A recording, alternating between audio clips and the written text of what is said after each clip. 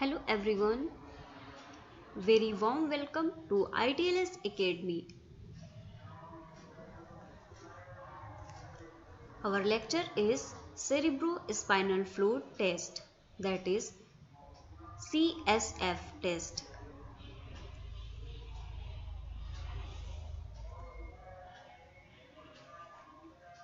First of all, we will see what is the aim of the test.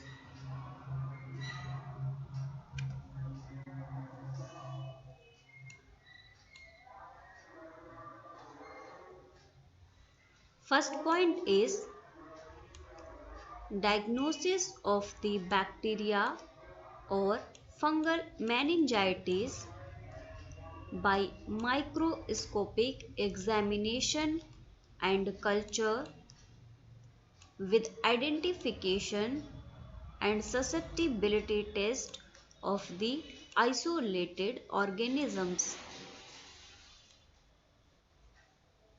Cerebrospinal fluid helps protect this system by acting like a cushion against sudden impact or injury to the brain or spinal cord.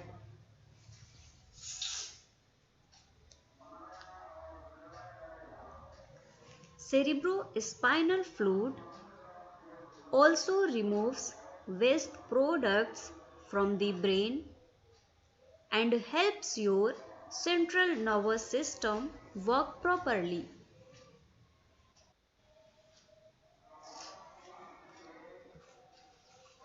Next point is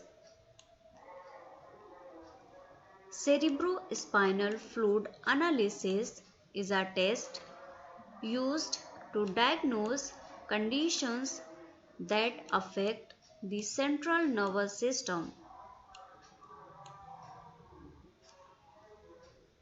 Cerebrospinal fluid is a clear liquid that is produced mostly in the ventricles of the brain.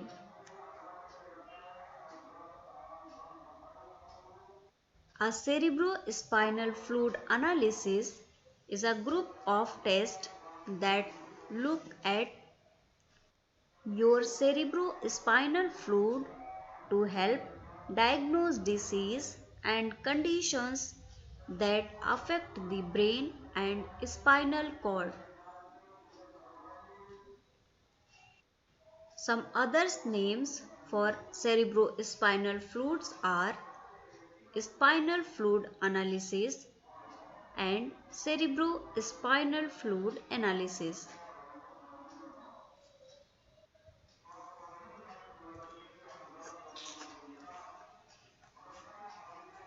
Here a question arises, why do we need a cerebrospinal fluid analysis? So let's see what is the answer.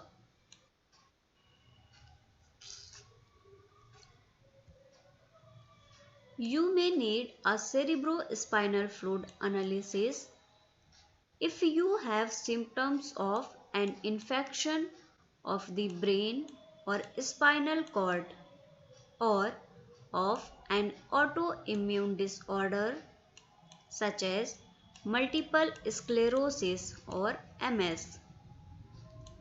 So we can say that in case of any infection of the brain or spinal cord, we need a cerebrospinal fluid analysis.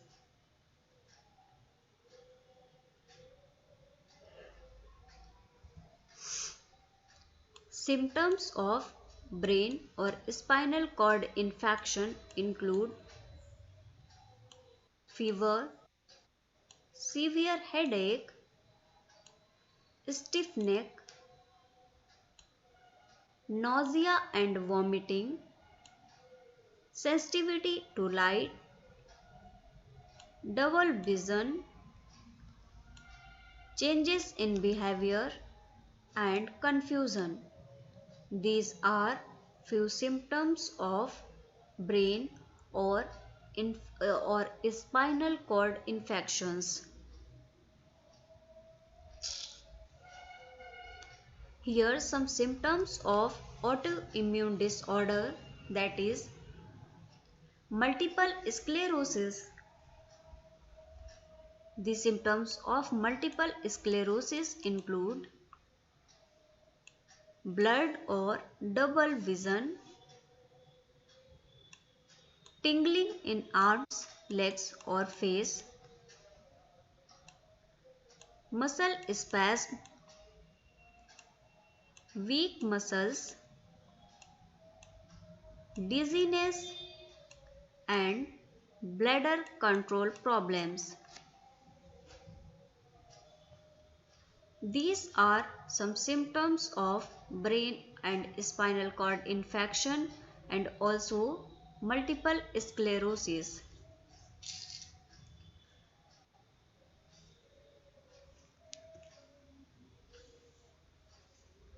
This is an overview of the procedure of cerebrospinal fluid analysis. Let's see.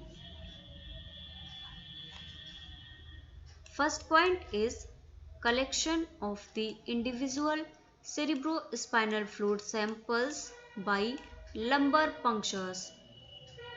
The cerebrospinal fluid is taken from lumbar vertebra. This is the important point. Point 2 is immediate pooling of 4 individual cerebrospinal fluid samples.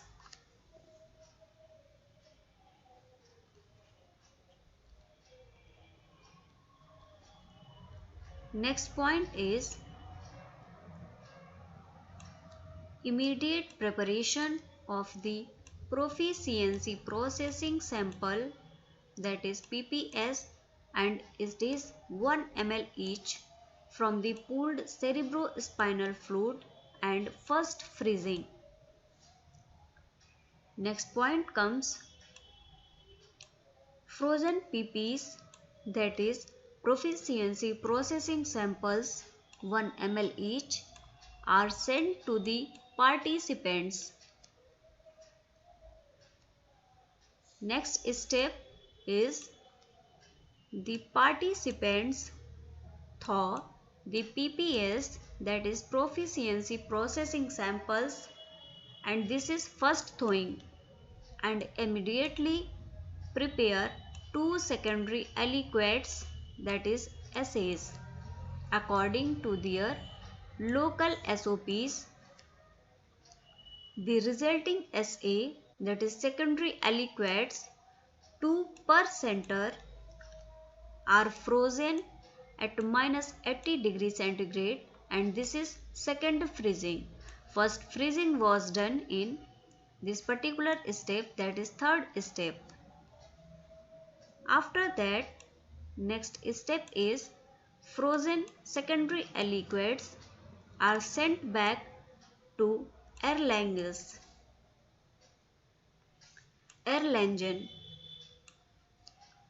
And next point and next step is in Erlangen the secondary aliquots are thawed, that is second thawing, while first thawing was done in sixth step immediately before the analysis. A beta 142, P tau 181 and albumin are measured.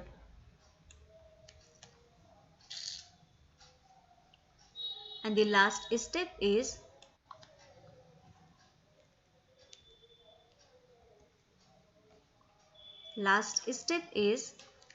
statistical evaluation of the results.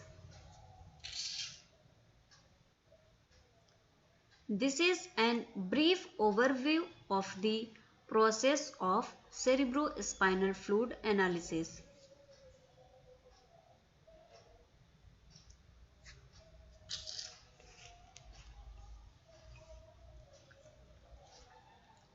Types of specimen. Specimen is cerebrospinal fluid itself. Criteria of specimen rejection. non-sterile containers, and the general cause for rejection stated in the introduction. Now comes pre-specimen processing. First of all, we will do specimen collection. Who will collect the specimen? The answer is only physician. Cerebrospinal fluid can be collected only by physician and it is mandatory. Quantity of specimen is 3 ml of cerebrospinal fluid is sufficient for culture.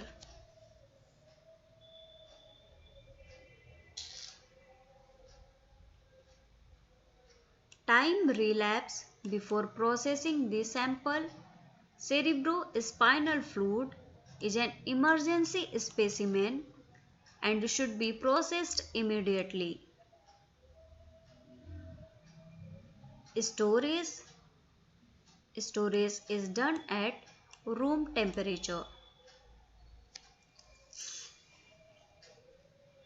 The only thing to remember before undergoing the cerebrospinal fluid protein test is informing the doctor about the prescription drugs like blood thinning medications you are taking along with the health history of the spinal problems or neurological conditions.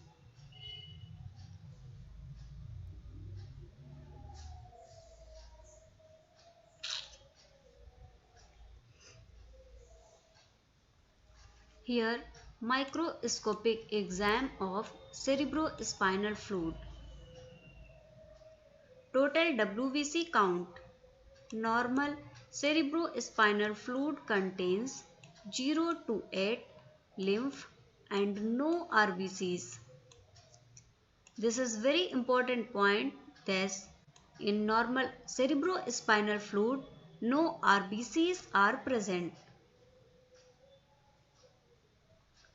Let's see what is the procedure of cerebrospinal fluid analysis.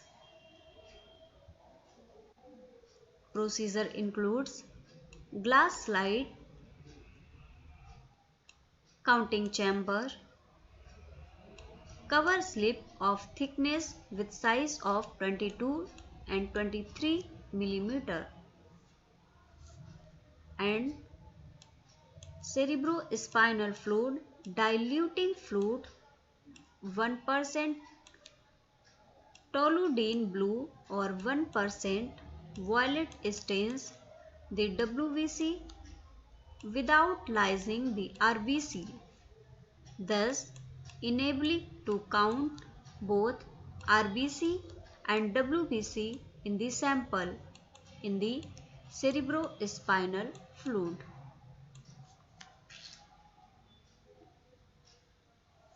The cerebrospinal protein test involves the application of local anesthetic on the lower spine area to numb it.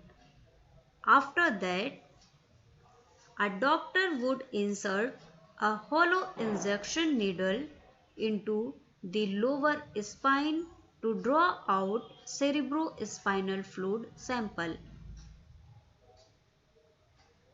In the entire duration, the person is expected to stay still and not make any movement as it could be very risky.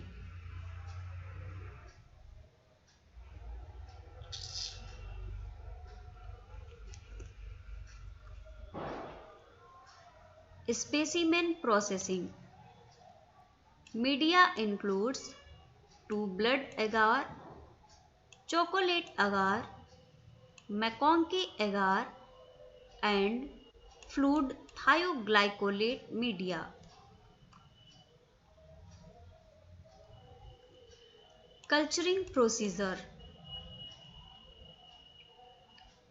As a general rule in cerebrospinal fluid and the body fluid specimens for culture, centrifuge, clear specimen and inoculate plates and do staining from sediments,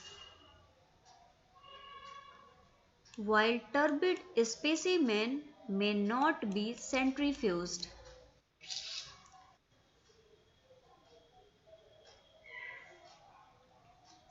Simple tests are ready on the same day, if not within a few hours. If we are looking for bacteria, we will know the results within 72 hours. Other, more demanding tests may be ready in a matter of days or weeks, and specific biochemical tests that are looking for certain antibodies may take 6 to 8 weeks to come back.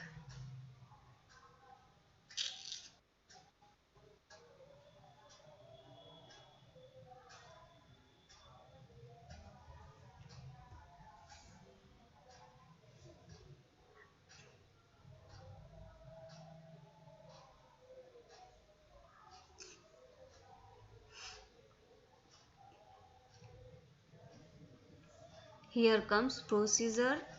First of all, dilution. If cerebrospinal fluid is clear, there is no need of dilution and both RBS and WBC can be counted simultaneously in the same chamber.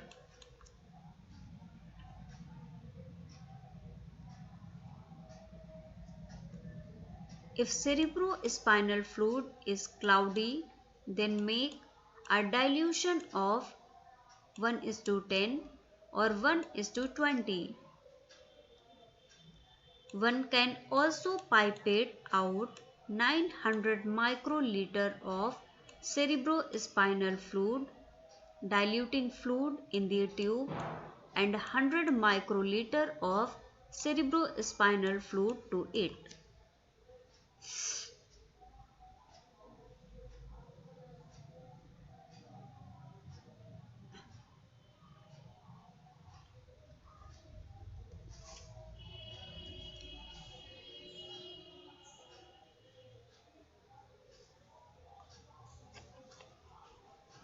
Post specimen processing.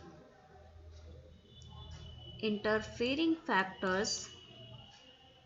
First is patient or antibiotic therapy.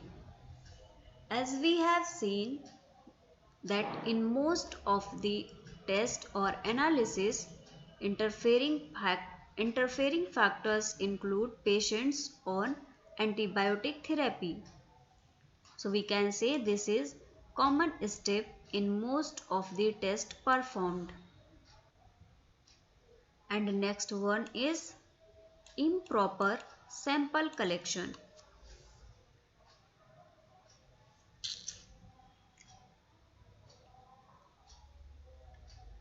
Direct detection of Cryptococcus antigens in cerebrospinal fluid is also available, which replaced India Inc.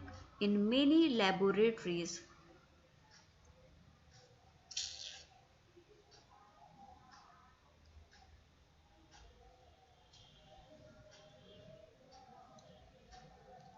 Result reporting.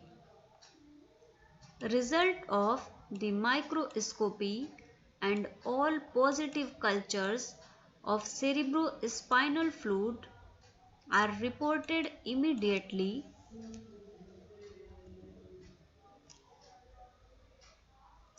to the treating physician.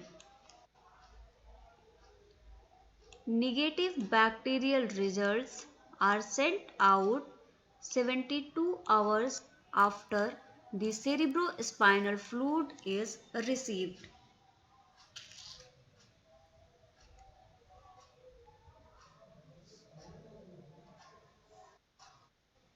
Turnaround time.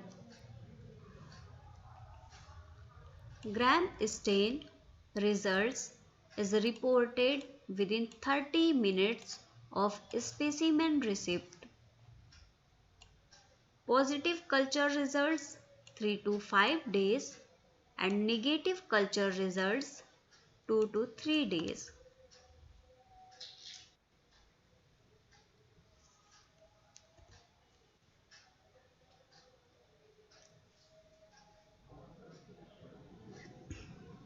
Here some additional informations are given.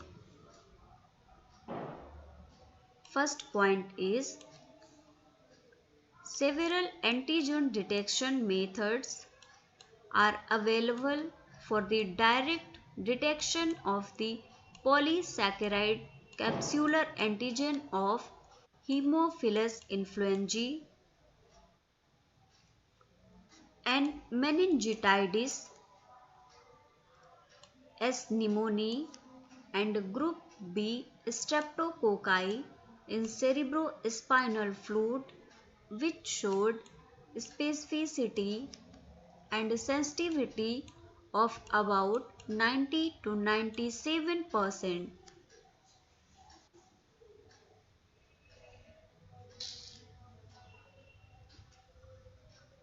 Next point is a lumbar puncture generally takes less than 30 minutes. It is performed by a doctor who is specially trained to collect cerebrospinal fluid. Cerebrospinal fluid is usually taken from your lower back area or the lumbar spine. It is very important to remain completely still during the whole procedure.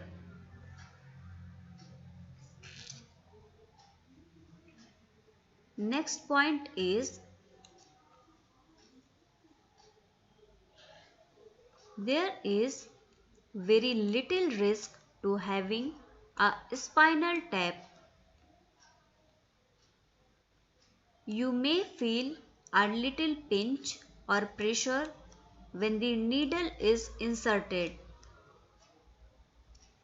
After the test, you may get a headache called post-lumbar headache. About 1 in 10 people will get a post-lumbar headache. This can last for several hours or up to a week or more. If you have a headache that lasts longer than several hours, talk to your healthcare provider. He or she may be able to provide treatment to relieve the pain.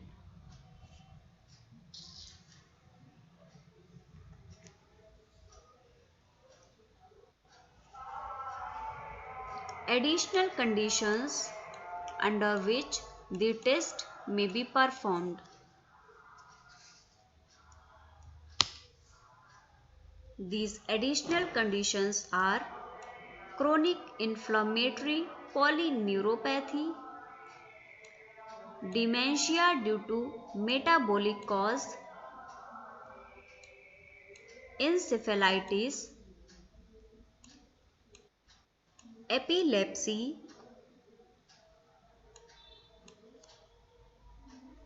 febrile seizure in children, generalized tonic-clonic seizure, hydrocephalus, inhalation anthrax, normal pressure hydrocephalus, pituitary tumor, Reye syndrome. Considerations. These are some additional conditions under which the test of cerebrospinal fluid may be performed. This test is more dangerous for people with a tumor in the back of the brain, that is, pressing down on the brain stem. People with blood clotting problems, people with low platelet count or thrombocytopenia, and individuals taking blood thinners, aspirin, clopidogrel, or other similar drugs to decrease the formation of blood clots. Person suffering with any of these cause the test of the cerebrospinal fluid may be dangerous for them. So thank you very much guys for watching this session. Follow ITLS Academy on Instagram, Facebook, Twitter, YouTube, WhatsApp, on LinkedIn. For latest updates and videos, subscribe ITLS Academy on YouTube, and you can also get it on Google Play Store.